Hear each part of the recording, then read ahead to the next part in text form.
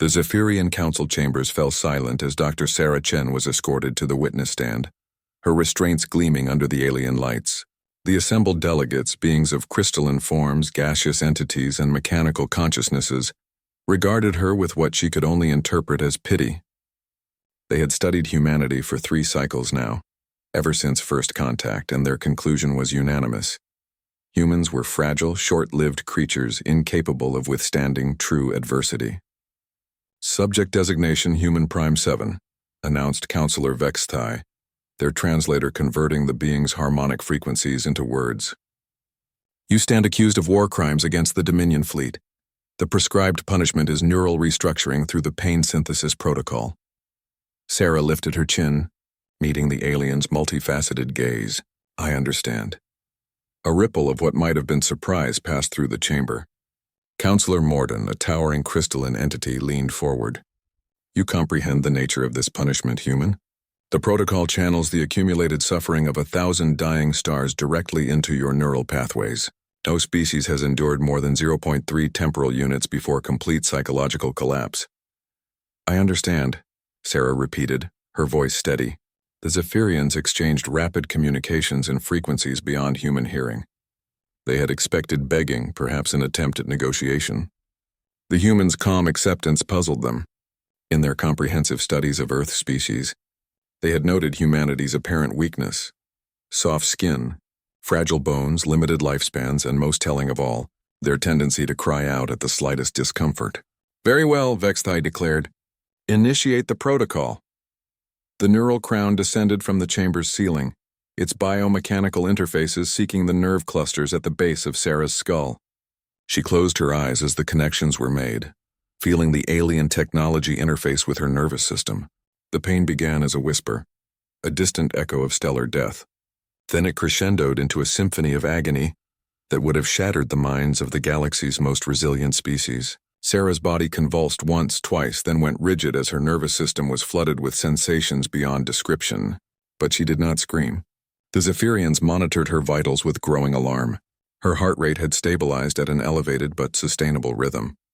Her neural patterns showed intense activity, but maintained coherent structure. Most impossibly, her consciousness remained intact, even lucid. 0.3 temporal units passed, then 0.5, then a full unit. This is unprecedented, whispered Counselor Morden, their harmonic voice trembling. No organic being should be capable of. Sarah's eyes opened. Through the cascade of artificial suffering, she spoke, her voice hoarse but unbroken. You want to know how we endure this? The chamber was transfixed.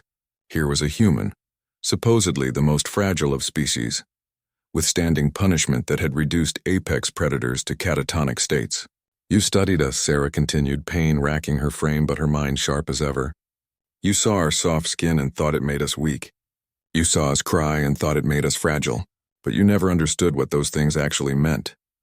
Her breathing steadied as she somehow adapted to the neural assault. Every human is born screaming into a world that hurts. We spend our entire lives learning to endure, not just physical pain, heartbreak, loss, failure, the knowledge that everyone we love will die. We carry these weights not because we're strong, but because we have no choice. The pain protocol intensified, designed to break her narrative, but Sarah pressed on. You see weakness in our tears, but tears are how we process trauma without breaking. You see fragility in our empathy, but empathy is how we share the burden of existence. Counselor Vexithai's harmonic frequency shifted to what Sarah had learned indicated confusion. Impossible. Our analysis showed that humans avoid discomfort at all costs. You're right, Sarah admitted, her body trembling but her voice growing stronger. We do avoid unnecessary pain. We invented medicine, anesthesia, comfort. But that's exactly why we can endure necessary pain. We choose our suffering. The neural assault reached levels that should have caused immediate neural death. Sarah's vitals spiked dangerously, then somehow stabilized again. The Zephyrians watched in horrified fascination as she continued to speak. Every human knows pain intimately. The mother who delivers a child. The soldier who carries wounded comrades. The student who studies through exhaustion. The worker who toils in dangerous conditions to feed their family. We don't endure because we're built for it. We endure because we choose to. The protocol had been running for 5 temporal units now, 50 times longer than any previously recorded survival time.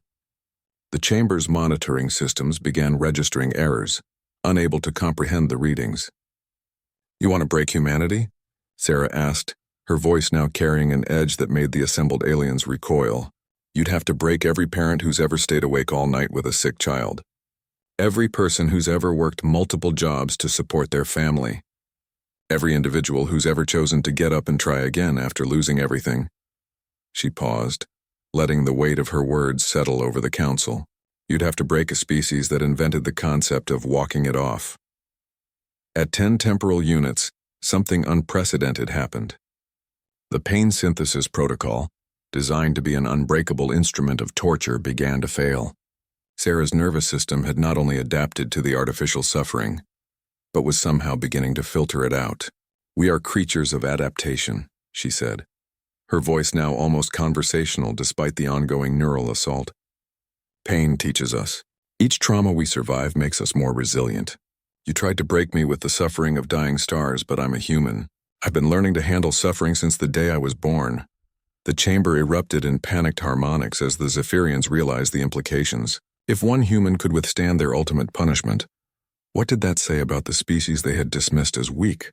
Sarah looked directly at Counselor Vextai. "You wanted to know what humans are capable of? We're the species that looked at a universe full of pain and decided to help each other through it anyway. We're the ones who invented hope not in spite of suffering, but because of it."